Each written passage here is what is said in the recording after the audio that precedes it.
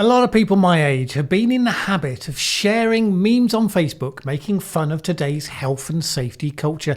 You've probably seen the sort of thing.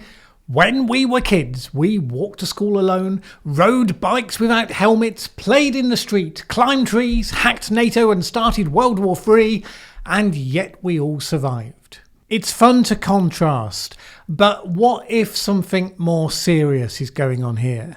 What if our lives have been so transformed by safetyism that it's actually robbing us of the will to live, or at least the will to thrive? Some are arguing that that's exactly what the stats suggest is going on. Well, assuming it doesn't make you feel unsafe, let's have a look. Jonathan Haidt and Greg Lukianoff described safetyism as a culture or belief system in which safety has become a sacred value, which means people are unwilling to make trade-offs demanded by other practical and moral concerns. If it becomes pervasive in your culture and begins to define the relationship between citizen and government, then you can end up living in a so-called nanny state. The nanny state is where government's policies are overprotective, regulate matters considered to be private, and in so doing undermine people's autonomy. It puts restrictions on your freedom in order to protect you from yourself, as well as to protect others from you. In case you think all such measures must be seen as unreasonable by right-thinking people, some of them have been quite normalised by now. So seatbelt laws are one case in point, as are laws requiring you to stop at a red traffic light. I don't think either of those makes the case that we're necessarily living in tyranny. But these issues have come to the fore in the last couple of years, of course, because of the COVID pandemic. Suddenly we discovered just how fully and completely many of us seem to believe that it's the government's job to keep us safe from all things in life.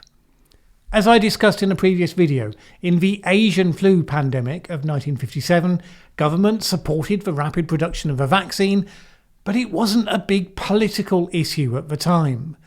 By and large, people made relatively minor adjustments and otherwise got on with life.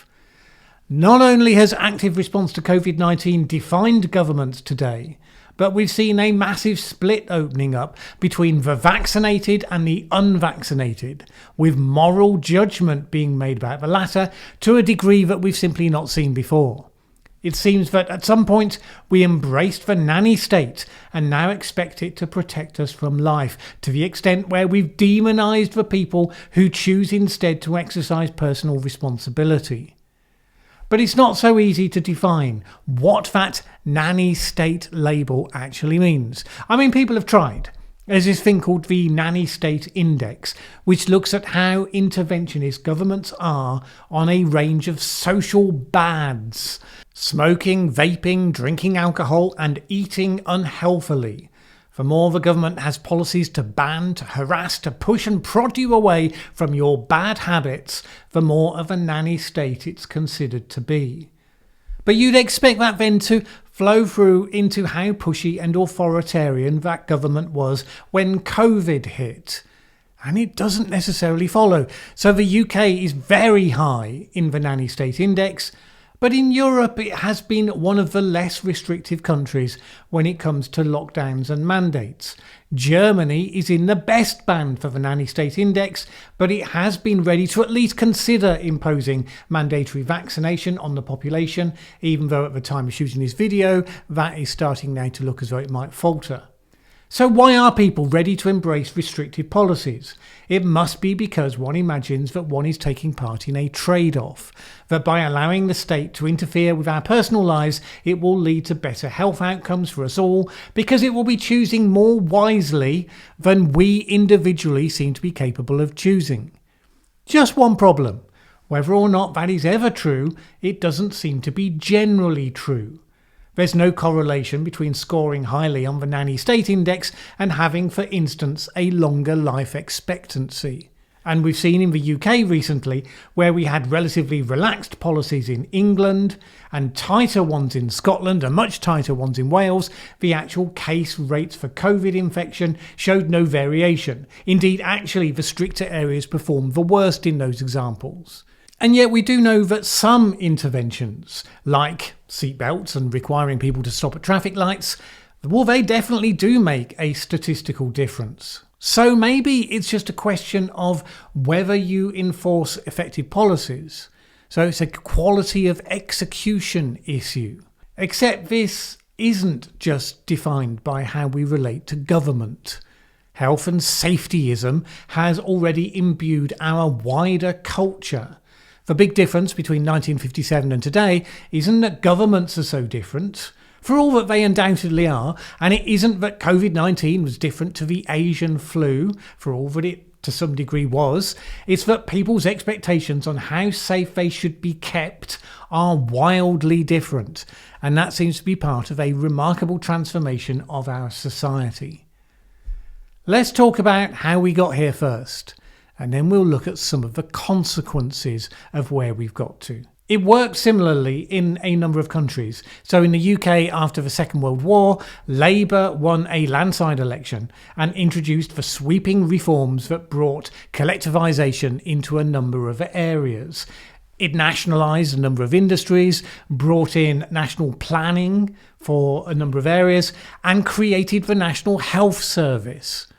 National planning made various assumptions. Slum clearance and housing improvement schemes were held to be good, although they often broke up pre-existing communities. The assumption of planners that streets are for car drivers created a huge increase in accidents involving children who had traditionally been free to play in the street. Various safety measures were introduced: signs, traffic calming, speed limits. But probably what actually drove the number of child road accidents down between 1970 and 1990 was that with parents less willing to let their kids out, and with television ownership becoming widespread, bit by bit children were just driven off the street and focused on the television instead.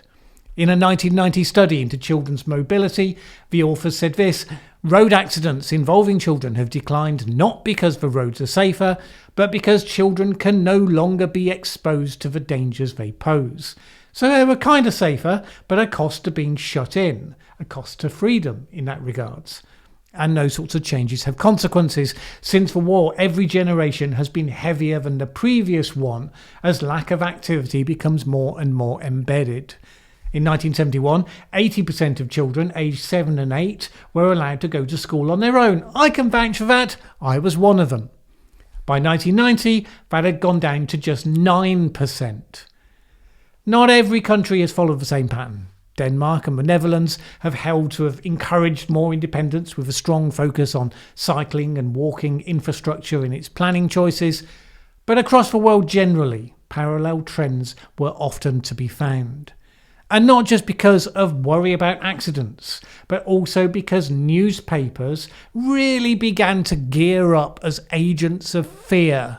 We started seeing sensationalist stories about stranger danger, how predators were just poised to seize your innocent children from the street. And it was an incredibly uncommon thing in reality. But by amplifying it in the way that we've now become used to, it of course began to have a distortedly high risk rating in parents' minds.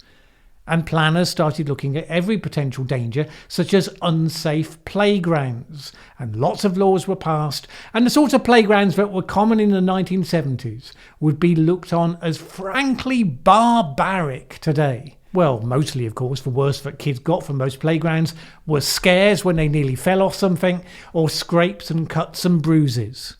But if there was a 1 in 100 million chance of a death, then it became unacceptable to argue that society should accept that risk. And all of this led to the onset of what Jonathan Haidt and Greg Lukianoff described as paranoid parenting, in which they believe ultimately resulted in some of the excesses of safetyism in US colleges. In America, there was another factor, because the healthcare system there is based on insurance rather than simply as a service as in the UK, so there needed to be an element of blame so that insurers could cover the costs. You couldn't just have kids having an accident in a playground. It had to be the case that the manufacturers of the equipment must be liable for unsafe design, so their insurance could be forced to pay up. As a result, companies had zero incentive to design any equipment that had any element of risk. Only it's funny, in my time working on and writing about corporate responsibility, I've several times referred to a case study of DuPont, which was a trailblazer in worker safety decades ago when it was the first to even attempt to implement a zero accident policy. And they pursued it by making it the number one focus, analysing every situation to see how it could go wrong, analysing every accident and near miss to see how it did go wrong, and then fixing those things. It was quite admirable for the type of company they are. They did find, though, that as soon as you tried to adopt another priority, the accident rates just began to go straight back up. Human beings would not absorb the safety practices without constant prioritisation and reinforcement. That might be suitable for the workplace. Arguably, the same approach to remove all physical risks is not how you should design either playgrounds or indeed cities, or indeed societies. At least the cost, if you do, is that you de-skill the people in terms of the exercise of personal judgment and responsibility. You enfeeble them while protecting them from their weakness, rather than training them to be strong in order to cope with a challenging world. And then, of course, having taught them helplessness, then you're left with the answer to problems being to demand to know who failed to protect you. And the answer is increasingly the government. It's never that accidents happen, or that you got unlucky, or even that you made a bad choice and it has consequences. It used to be that we had families and neighbours who looked out for someone who was ill or aged. Now they're passed on to strangers, professional carers. And we worry about the huge burden of care costs on our society as we all get older. We demand that the state gets bigger because we want it to protect us from the burden of caring for our own relatives, so long as we don't have to pay heavily for it in terms of taxes. But then we condemn the failings of the threadbare institutions that result from that paradox. And what we've seen with the pandemic and the demonising of those choosing not to be vaccinated is that the government becomes, over time, more disposed to impatience with your bad choices and justifying coercive action by the need to protect the threadbare organs of the state against you. Protecting the National Health Service with escalating pressure for vaccinations, for instance. Now, I have nothing against vaccination. I support vaccination. But as many have observed, the NHS was meant to be there to protect us, not us to protect it. When did it flip? An NHS under pressure is a logistical problem to be solved with planning and resources.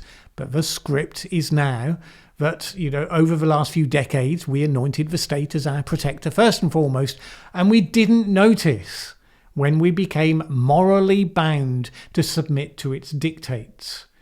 Now, that's nothing to do with any conspiracies, by the way. No, it's not the Great Reset or any garbage like that. The unvaccinated have been incredibly badly served by the foaming at the mouth conspiracists as the most visible sign of kickback to the mistakes that have been made in the recent years of the pandemic. It's kind of helped to reinforce the argument that says no reasonable people resist this process, only the crazy types. But I digress. The historian Alexander Tytler described a repeating cycle. It starts with growing faith in moral principles in the face of bondage, growing courage leading to a fight for freedom. Liberty is achieved, hopefully, and the focus then turns to material things and to prosperity. That leads to a breakdown in community cohesiveness, the rise of selfishness, complacency, the loss of personal responsibility, and the increasing expectations of authority. Trading freedoms for protection, in other words. Leading then to growing dependence on that authority, which is arguably where we are right now, followed by bondage, and that leading back right to the beginning of the cycle. It's persuasive, although there's nothing inevitable about such cycles in a modern society where analysis and action can interrupt the default patterns. The real question is this: at what point does the avoidance of failure and blame in this system of safety first mean that you stop innovating, you stop taking risks, you stop doing the things that create human flourishing? Since it's something that happens little by little, drip by drip, day by day, would we even notice something like that actually happening? If you look at current trends, maybe you see its fingerprints. And like all the aspects of safetyism, you have to cut through some things that may seem like good news to dig deeper to get to the deeper challenges. So let's start with the apparently good news. Some of the social trends that people used to find most troubling seem to be in decline. So for instance, the US divorce rate hit a 50-year low. Teen pregnancies are at their lowest since they started to be tracked in the 1930s. Regardless of scuffles at the Supreme Court, the abortion rate has been falling steadily and is probably now lower than it was even before Roe v. Wade removed state restrictions in 1973. You can probably predict the punchline of why this is happening, not because standards and moral behaviours are necessarily being rediscovered, but because of other declines that we might not think are so good after all. Divorce rates are falling, but then marriage rates are falling. Fewer people getting married means fewer people getting divorced. Fertility rates are falling. Younger Americans are apparently having trouble with new digital paradigms for dating and relationships since teen sex and teen dating have both dipped dramatically. So with all that going on, yes, abortions and births out of wedlock as well for that matter, all of those are falling also. So is any of the good news actually good news? Or is it just the natural consequence of the bad news? Here's the thing, from a safety point of view, from a well-ordered society point of view, all of this seems to be excellent news. A new generation of much more responsible young people. Not like those boomers all drinking and engaging in life-destroying risky behaviour. If the social dysfunctions of the past were basically because of ill discipline, young people giving vent to their powerful instincts without a care to the consequences, then that has apparently been well tamed. But is it because we lost our drive? Have we lost the zest for life that makes it possible to prosper? Is this really a rise of discipline we're seeing, or an absence of appetite? Former pioneers now tamed into submission. You can reflect that most of life's strictures are now in the spirit of the Ten Commandments. Thou shalt not. Now, I'm not a religious type, but it's worth noting the other key injunction was, to go forth, be fruitful and multiply. The positive encouragement to strive and thrive. It seems entirely possible that safetyism has put all of its focus on the following strictures at its expense. Or to quote the famous saying attributed to John Shedd, a ship in harbour is safe, but that's not what ships were built for. How do muscles get strong? By being stressed to the point of failure, after which they recover and they grow stronger. Author Nassim Nicholas Taleb says that makes humans what he calls anti-fragile. We need shocks to grow. And we love adventure and risk and uncertainty. The fact that we live in the most shielded environment we've ever seen, and that's accompanied by massive increases in allergies and sensitivities, is all part of this point. For example, from the 1990s, parents were encouraged not to give their children peanuts because of potential allergies. But, unsurprisingly, studies have since suggested that keeping their kids away from peanuts made it much more likely that they would develop an allergy, not less. Shielding people from harm rather than training them to be resilient makes it more likely they will be harmed. Our shielded youths are more anxious and depressed than their predecessors, and they're encouraged to be so by trigger warnings and safe spaces and all sorts of things that reinforce in their minds that ideas may in themselves make them unsafe. None of this is inevitable. If you look at some of the most popular YouTubers now, serving large, mostly young audiences, you'll still find appetite for adventure, still attracting large audiences. We generalise about cultures, but there are streams and flows, which means there's opportunities for trends and fashions to change. And maybe that starts with you. I mean, if you're my age, you may have been trained into the safetyism mindset bit by bit over the decades. If you're relatively young, then this is the water you've been swimming in your whole life. And just like the fish doesn't notice water because it's never known anything else, so you might be in relation to this. If you've been raised in a culture, can you train yourself out of it? And the answer to that is partly yes. And the key is what Casey Neistat preaches in this video.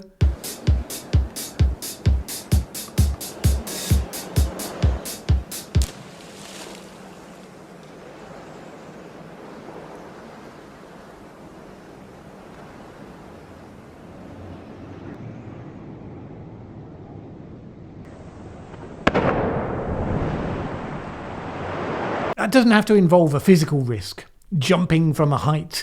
It can be listening to an idea that you were told was dangerous. It can be forcing yourself to go out and socialise when you become accustomed to interacting only online. Whenever you identify that something makes you uncomfortable, see that as a challenge to push yourself to become stronger in the face of that thing. And know that you will learn from your failures, your embarrassments, what may seem at the time to be disasters, but in retrospect may turn out to be pivotal moments of learning. The trouble is that it's hard to stand against a culture. And if all of your friends and your family and your community go one way and you socially isolate yourself by going the other, that's a hard thing to do. In his seminal work, Leviathan, Thomas Hobbes described the principal role of government. The underpinning for its legitimacy was to protect citizens, whether from foreign foes or indeed from each other. That has been transformed from a basic underpinning principle to an out-of-control false promise that the state can guarantee your safety, even if you fail to exercise self-responsibility. And if it fails to do so, as fail it kind of must, it should be expected to be held accountable. Training yourself as an individual not to fall into this trap is certainly desirable, I would argue. But it's hard to see how wider society ratchets back on this situation. And if we're not able to do that, it really doesn't take us to a place that we want to go. The first step, at least, is waking up to how we got here, to start rediscovering the attitudes that worked so well for us in only the recent past. We can at least individually commit to being part of that process. By the way, this isn't the only way in which healthy, balanced attitudes that have served us well in the past are in decline. I did a video recently looking at how the whole idea of meritocracy, arguably one of the superpowers behind the success of the West, has been similarly in decline and why. If you've gotten this far, you might want to watch that video next.